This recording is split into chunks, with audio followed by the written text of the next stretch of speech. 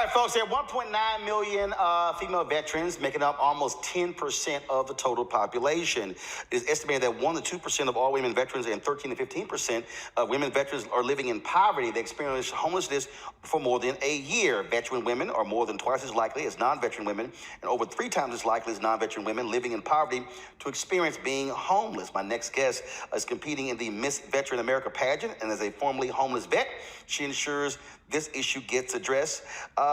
Terrace Garnier joins us from Upper Marlboro, Maryland. Yo, what up? Hi, good evening. How are you?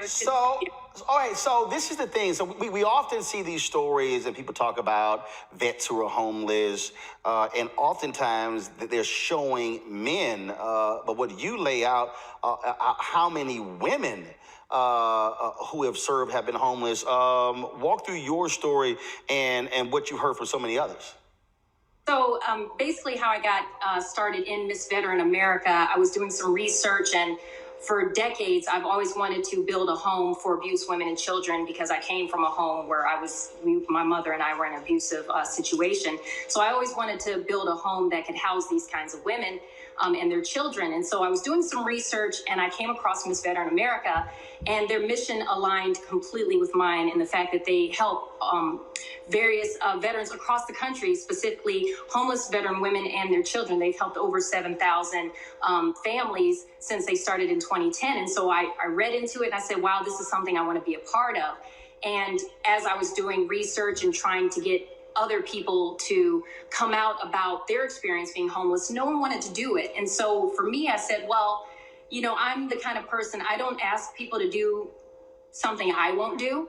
And so basically I said, okay, people don't feel comfortable talking about this. It's embarrassing. There's all different types of reasons why people don't want to talk about this. So I said, well, I'm going to be that guinea pig then. I'm going to talk about my circumstance and my situation, and maybe that'll encourage others to want to come forward about their stories as well. And so for me, I was a network news reporter, and I was homeless. For a month, I was couch surfing, and it was not a fun experience at all. I was living in my car for about a week, and then a friend was kind enough to let me stay in their 350 square foot studio apartment with my service dog for a month until I was able to get housing. But in that process, I reached out to the VA. I reached out to various programs in this area, and most of them, 1, wouldn't take me because I had a service dog. 2, they only had facilities that were for men and women, so they were co-ed. And for me, I'm a sexual assault survivor, which that's another point I would like to point out. Most homeless veteran women, 40% are survivors of military sexual assault. So I'm also a survivor. And so for me, I'm like, no, I don't want to be housed with some random man I don't know. And so, you know, there's not a lot of options when it comes to that. And so that's why for me, it was so important to join Ms.Veteran America and help support and raise awareness, because like I tell everyone, if I, as a network news reporter, can be homeless, it can happen to anyone. And a lot of people and their perceptions of homelessness is, oh, they were addicted to drugs, they're crazy, they're, you know, they got PTSD, they got all these different things, but they never think of the demographic of couch surfing, you know, those living in shelters, those who are living in a basement on a couch, you know, until they can find housing. That is considered homelessness. And I think until we have the conversation and actually go in and define what is homelessness, a lot of people are going to overlook it, because when we mention that, like you just said, they think of men, or they think of the person who's sitting on the corner talking to an invisible person, you know, begging for money. And that's not always the case. Questions for my panelists. Representative Shannon, I'll start with you. Well, thank you for bringing this story. I guess my question would be, what do you think could be done to sort of raise awareness around what's going on with women veterans in particular? So I'll give you an example of something that I'm doing right now. I'm putting together a Portrait Gallery Fundraiser, and the point of putting it together is to, 1, get artists who were veterans, and some of them are homeless veterans. So now they get to put on their work. They're getting support throughout the community by showcasing their work. Also, 2, it's building that network. So now we're all getting together, we're all networking with each other, and we're learning about ideas of ways that everyone can make a difference. And also with this gallery, I don't want people to just come and donate or just buy some art, but it's also going to be there to teach people, the average Joe, what they can do to help homeless veterans. So I'm going to give you a perfect example. Almost all the women I know has a closet full of clothes, and you probably have a dress or 2 in there that you've worn once and you haven't worn in years. Perfect example. Take that dress and donate it to an organization that helps homeless veterans. Final Salute has a program where they actually do makeovers for women. They will their hair, their makeup, they'll teach them how to do it themselves. They'll help them build their resumes. They'll do headshots, and they'll do training on what to do during when you're going to do interviews. And they give them clothes. So you got your dress, your shoes, everything you need to have a successful interview. So if you're a person that has a couple pairs of shoes you haven't worn, donate them. Donate those couple dresses that are in your closet. You know, if you see someone on the street and you think they're homeless, don't ignore them. That's the worst thing. And some of the photos that Roland just showed there, I was doing a series where I was trying to show different scenarios of homelessness. Now, I couldn't get anyone to do the photo shoot. So I said, okay, I guess I'll have to sit in and be the model for it. But what I learned while doing that photo shoot, I did it in New York City, and I also did it here in DC. When I was holding that sign up, people literally, like before that, people would walk up and say, hey, how you doing, before I had the sign up. And then the second I sat down and put the sign up, it was like a switch clicked. Those same people were instantly like, oh, and like, you know, started to ignore me and walk past and pretended like I wasn't there. And that's the one thing that you can do that you can change. And that's anybody can do that. Don't ignore them. Be polite. I don't care if you think they're crazy or whatever the circumstances may be. You can still be polite and not hold a conversation with them, but be polite. So, you know, donating your clothes, donating your time, find some local shelters that you can go help serve food. There's different programs where the kids need school supplies. Get some backpacks together. You can get 5 together, put school supplies in it, and find a shelter that has women and children and ask them if you can donate those things. It's a lot of simple things that people can do, but I feel they don't do it because it doesn't impact them. They don't care. They'll say all day long, oh, I'm patriotic, I support the military, hoorah. But then when you say, okay, well, put your money where your mouth is, donate $1 to help this homeless veteran, it only costs $25 to house her, so her and her child isn't sleeping on the street, and you'll hear crickets. On Congo. Or veterans, right? On Congo. Ms. Gagne, one of the things I'm wondering is, I hear from administration to administration, I'm still hearing about problems with the VA and how it treats veterans. Are you seeing an improvement in the services that you are getting with this increased spotlight that you're putting on the situation of homelessness? I never hear candidates mention it during debates or anything. Is the attention starting to change? I feel that the attention is starting to change, especially after Vanessa Guillen and her murder. I feel like a lot of attention was brought on to the military and how they're handling things, the military and the VA, the Department of Defense. So I think because they have a magnifying glass on them, a lot of things have changed and gotten better.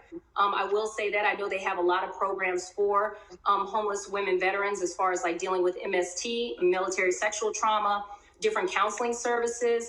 But I also feel like it's just not enough. When you have a woman and a child, now granted, I don't have children, but when you have a woman and a child and she's sleeping in her car, mind you, gas prices have gone up. So she's not running her car to keep it heated, right?